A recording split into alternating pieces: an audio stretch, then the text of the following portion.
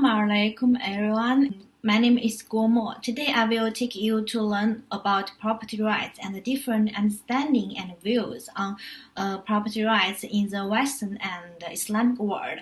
I will focus on explaining the concept of intellectual property rights and private property and land property, and the different views of the Western and Islamic scholars.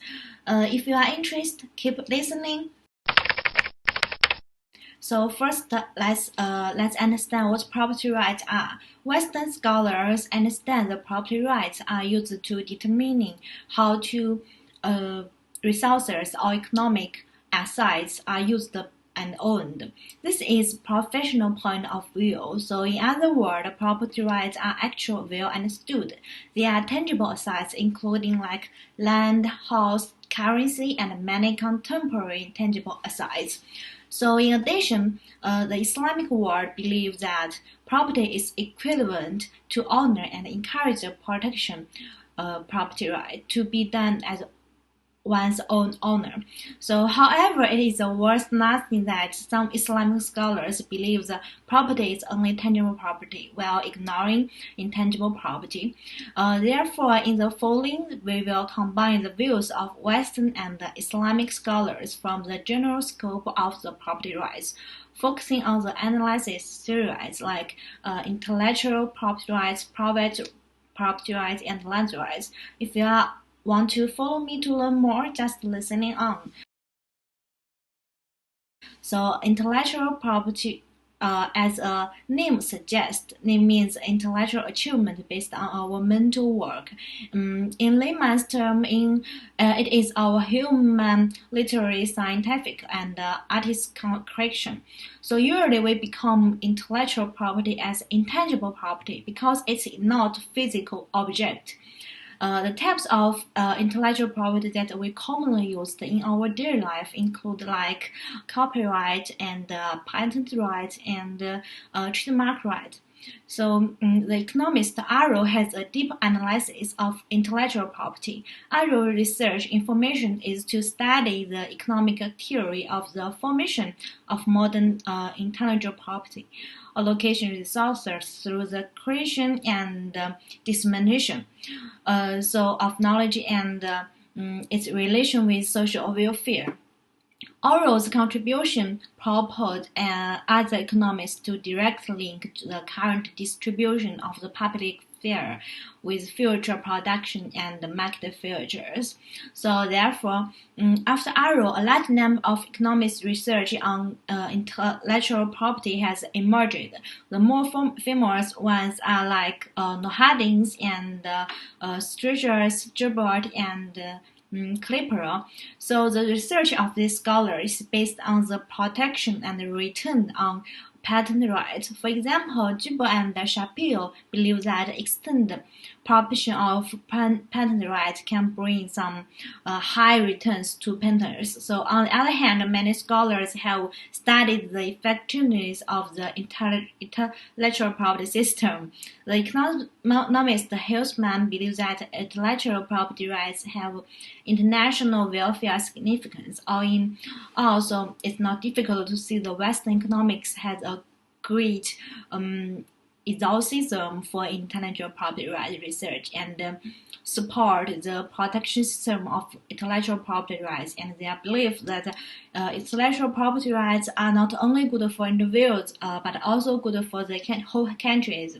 However, it is worth noting that Islamic scholars' understanding of intellectual property rights falls into different camps. So more interestingly, some scholars believe that intellectual property rights are not aligned with Sharia, and some extremists believe that intellectual property rights are too imposed on Islam by the Western to do no good to the Muslim community.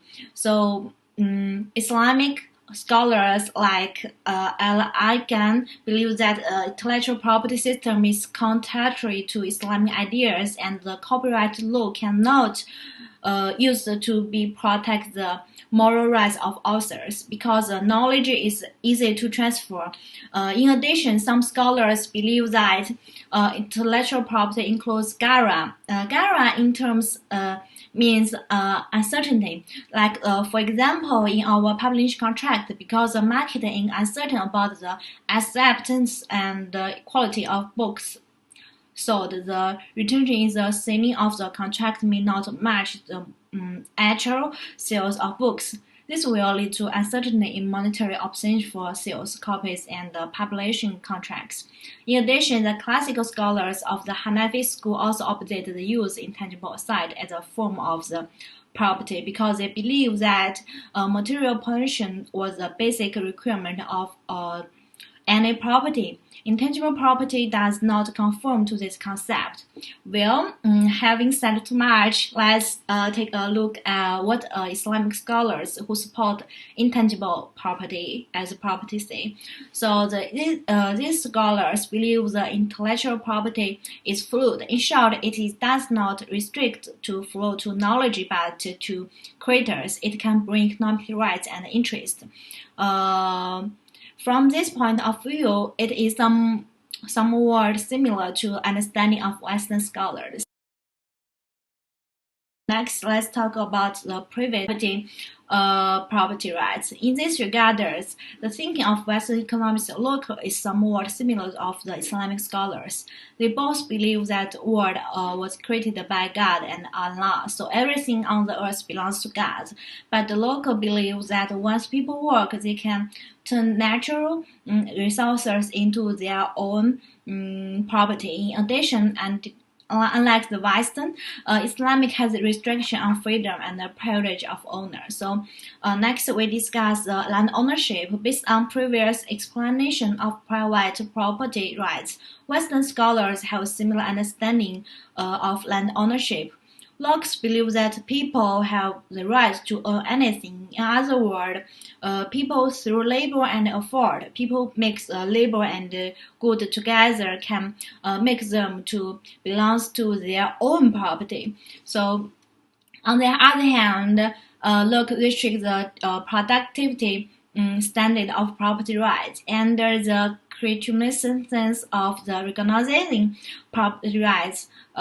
People working on the land can only enjoy the rights, use product rights or best, but the Islamic world concept of landship is completely different. Islamic believe that the land ownership belongs only to Allah. People are only agent. People are authorized to use the land, but they are restricted by Allah. So in addition, Islamic landship is divided into categories. The first category includes Muslim land and conquered land. The second category is based on the economic consideration of early Muslim majorities, so who are classifying the country's income from this land. So in view of the above statement, we can understand that Western scholars and Islamic scholars are consistent in some point of view, but in some understandings they hold opposite views. The main source of Sharia law is the scarcity test, and there are serious differences between the Western and Islamic view on the issue of intellectual property rights and land ownership. In terms of intellectual property rights, in my opinion, I think the patent technology can promote economic growth by increasing productivity.